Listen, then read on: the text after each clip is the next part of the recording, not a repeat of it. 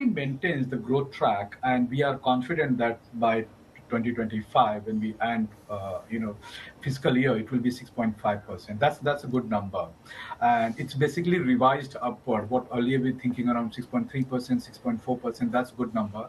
And last quarter, given there was a festive season in India, we had probably will get a 7.5 to 7.6% GDP growth rate, which will end up to 6.5% overall. Look at the nominal GDP growth rate data, that's around 9.9%. That's reflecting around moderate inflation and good economic growth trajectory. What We are about expecting the very good rural consumption at this point of time, especially the industry recovery. If you see this time gone up, and that's a great point. Unfortunately, there is a divide on the consumption front, right? If you talk about the urban consumption, that's remained the sluggish, but the rural consumption, that's growing very fast.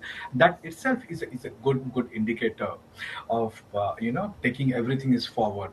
The construction sector, services sector, growing at a good number. Services sector, if you see around 7.2%, that's a good number. So if you look at overall, I think things are looking very good, and we are feeling confident in terms of FY26, 2026 number. Maybe around 6.6%, what the GDP we are expecting in India. Provided that there is no surprise coming from the global uncertainty, what's going on today, in fact, tariff and rest of the other things. I'm really glad that you mentioned the external picture there, Arun, because obviously there has been some disappointment on the manufacturing side of the equation. And, even though obviously India and the United States enjoy a strong diplomatic and trade relationship for the moment, which seems to be hopefully coming to the fore in terms of, carving out some kind of shelter from the global trade tariffs on trading partners. Nonetheless, how badly exposed is India to the trade tariff policy out of the Trump administration?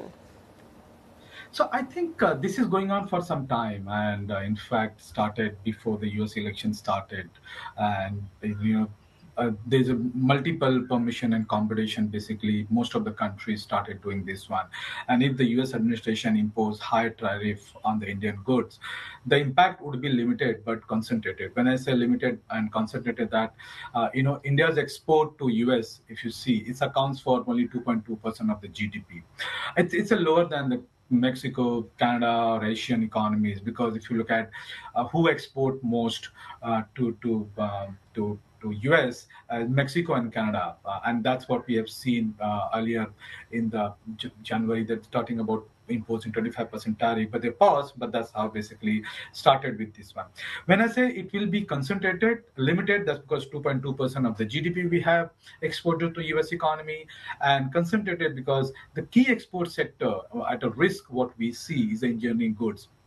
That's because I think there is a $16 billion India export to US. That's engineering goods. Electronic goods, if you talk about, there's around 10 billion US dollar they export, and pharma, it's $8 billion. These are the three sectors. If you talk about engineering goods, electronic goods, and the pharma, they are basically at a risk because the good numbers, 16 billion, 10 billion, 8 billion, and services export is basically resilient, and we've seen in the past, irrespective of what's going on, because that's keep improving.